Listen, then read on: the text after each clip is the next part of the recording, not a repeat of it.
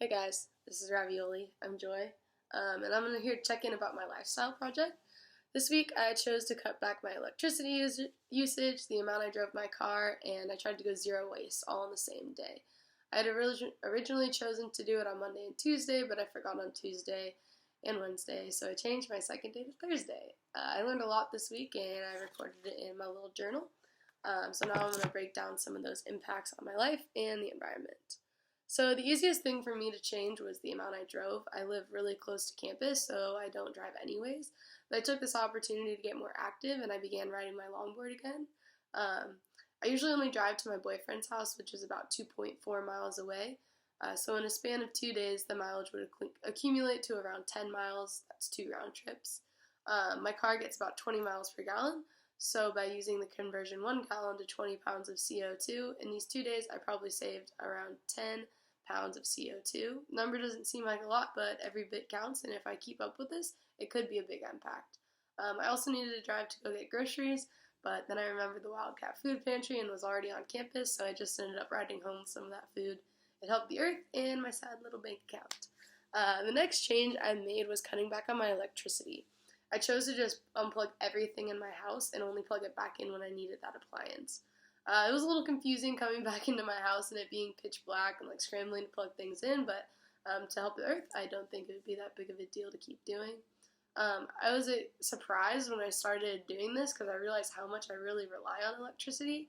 I tried my hardest not to charge my phone or use my computer in those days, and something I enjoyed about that disconnect was in order to not charge my computer or my phone, I had to use them less, which meant I couldn't really mix music, so I just played my guitar and my uke.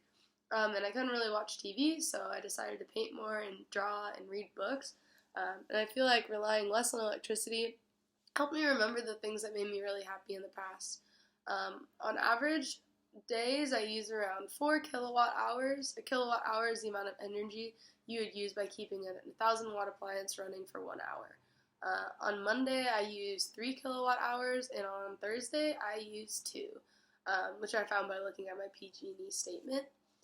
With a little bit of research, I found that 1 kilowatt hour produces about 1 pound of carbon, which means my changes this week reduced my carbon about 3 pounds in the electricity department.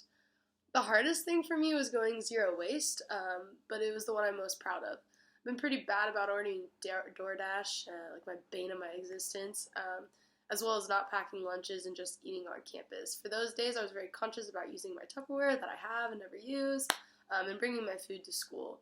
I also just hair dried my hands, so I didn't have to throw away the paper towels in the bathroom at school, and I tried to cut back on my yerba mate. I didn't really want to recycle as well. I wanted to go full zero waste. Something else that had been on my mind recently, and this might be TMI, is the amount of trash that gets waste when girls have their periods. So I actually have a reusable feminine hygiene product, and I really think it's a really good thing because that produces a lot of trash in a week, and so it helped me obtain my goal of zero waste this week, even though I had to test it out during this project. But after researching, I found that Californians throw away about 6 pounds of trash every day.